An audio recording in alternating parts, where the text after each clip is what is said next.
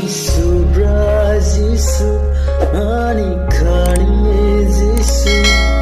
nini kok thairo, ani khao nango,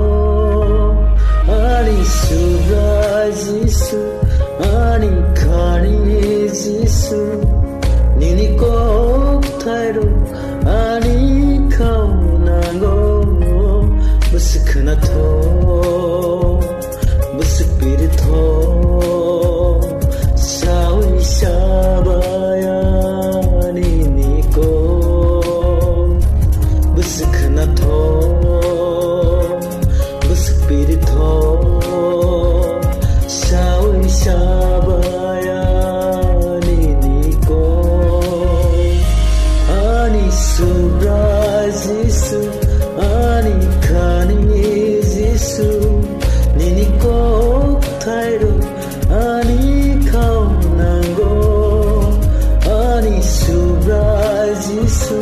Ani khani Jisu,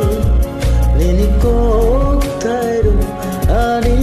khao nango.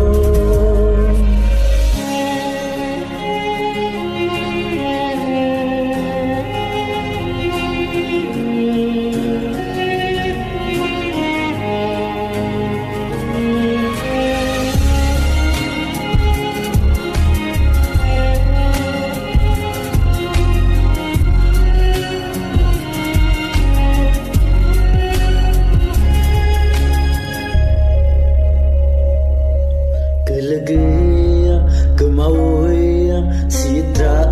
tong kamu sengsar semsom ni subrai nung koton yake katong thogya khasrangya mang engai tong kamu subrai amnono lobnani rung yake